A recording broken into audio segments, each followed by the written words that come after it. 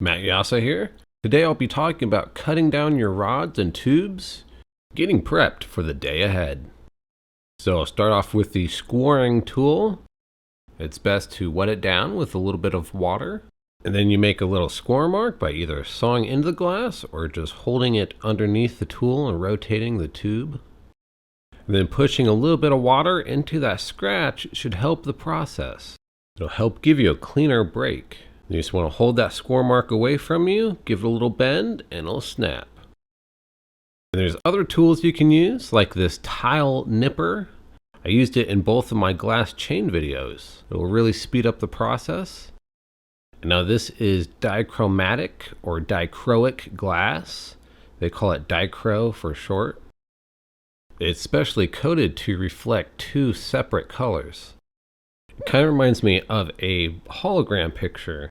It'll be on like a sticker or like a baseball card. And so when you want just a little piece of it, it can be pretty difficult as there's nothing to grab onto. So I like to score it, turn it upside down so the score is facing downward, then hold it at an angle and bring the back of my tool down on it until it snaps. And so that's an easy way to cut a tiny piece of it. And now here's a pretty cool method I wanted to show you.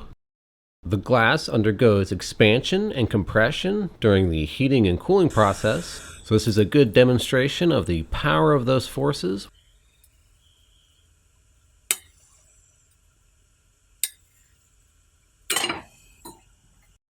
And so I think this technique would be best for larger tubing, ones that might be too big or heavy to rotate in the flame.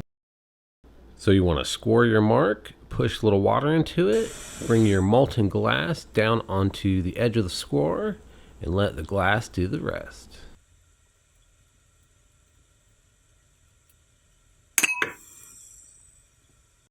Another method of separating your rods and tubes would be to melt them in half.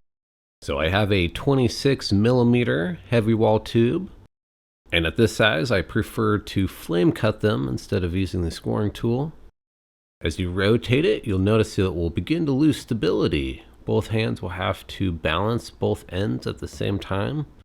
It's kind of a unique feeling, to be honest, to have something so solid in your hands suddenly become wobbly like that. I still remember the very first time I flame cut a tube in half. That's how weird it was, because it makes you kind of reimagine what glass is. Not just so hard and stable, but now it can be softened and kind of transformed into something else. So the tubes will always close up on you in the flame. I'll show you a few ways to get them back open. And now this is kind of an advanced trick. You melt the glass, fold it over, and then knock the end open with your paddle. As that hot glass was cooling, it caused a line of stress on the tube. A more simple method would be to blow the tubes open. You want to heat up the end and give it a very slight puff, just to round it out and thin out the wall a little bit. And then put the very edge, the very tip of it in the flame and begin to give it a steady blow until it pops open. And that's a good method for a beginner to keep from making any glass debris, which is also called bubble trash. As you become more experienced and gain better lung control, you can start to blow thinner bubbles outside of the flame and then use the flame or a glass rod to rip them open real quick. But for a beginner, it's good to pop them in the flame to have it melt back into that bubble trash. And now, before I open up the 26mm tube, I'm going to prep the end of it by melting it down and puffing out a round bottom. And this helps balance out the end so you can pop a nice straight hole.